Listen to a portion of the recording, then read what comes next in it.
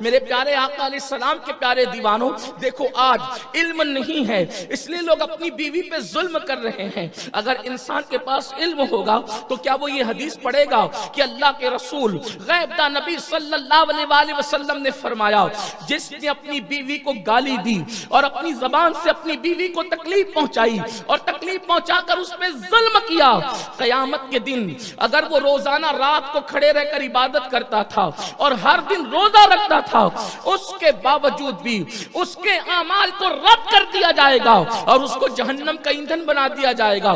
یعنی بیوی پہ ظلم کرنے کی بنیاد پر بھی ایک انسان کے اعمال اکارت ہو جائیں گے، ایک انسان کے اعمال برباد ہو جائیں گے اور وہ جہنم کا ایندھن بنے گا۔ اب بتاؤ، علم نہیں ہے اس لیے لوگ بیوی کو پیر کی جوتی سمجھتے ہیں، علم نہیں ہے، کوئی مار رہا ہے، کوئی ماں بہن کی گالیاں دے رہا ہے، کوئی ظلم کر رہا ہے، پتہ چلا علم نہ ہونے کے نقصانات کیا ہے۔ اسی طریقے سے آپ دیکھ لیں امت میں جو فرقہ واریت ہے، فرقہ واریت کی وجہ بھی یہی ہے کہ علم نہیں ہے۔ اگر علم ہوگا تو لوگ رسول اللہ کو ویسا مانیں گے جیسا قرآن نے کہا ہے، یا ویسا مانیں گے جو 1857 کے بعد کاٹے پیرے گئے ہیں۔ علم نہیں ہے، اس وجہ سے لوگ اس طریقے کی بات کرتے ہیں۔ تو میرے پیارے آقا صلی اللہ علیہ وسلم کے پیارے دیوانوں، دیکھو اہل علم نے کیا بات کی، اور اللہ اکبر 1857 کے جہالت کی بات کیا ہو رہی ہے۔ اہل علم تو کہتے ہیں لا یمکن الثناء کما کان حقہ، بعد از خدا بزرگ تو یہ قصہ مختصر، اور جہالت کیا بک رہی ہے۔ میرے پیارے آقا صلی اللہ علیہ وآلہ وسلم کے پیارے دیوانوں، پتہ چلا علم بڑی عظیم چیز ہے۔ اسی لیے میرے آقا علیہ السلام نے فرمایا رات کے مختصر وقت میں علم کا حاصل کر لینا پوری رات جاگ کر نفل عبادت سے بہتر قرار دیا گیا ہے۔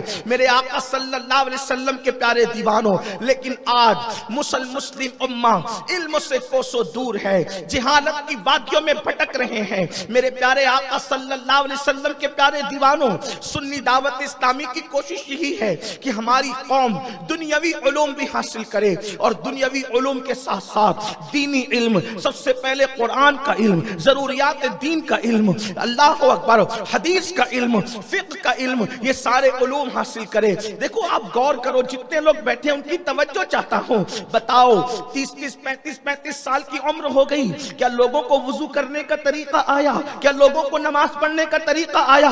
نماز میں کتنی آواز سے پڑھنا چاہیے اور کتنی آواز سے کیا پڑھنا چاہیے، کہاں چپ رہنا چاہیے، کہاں کیا پڑھنا چاہیے؟ یاد رکھیں، صرف سر کو اٹھا کر زمین پہ رکھنے کا نام نماز نہیں ہے، بلکہ نماز کے کچھ آداب ہیں۔ کچھ لوگ تو جہالت کی بنیاد پر یہ کہتے ہیں، علم نہیں اسی لیے کہتے ہیں مولانا کیسی بھی پڑھو اللہ قبول کرنے والا ہے۔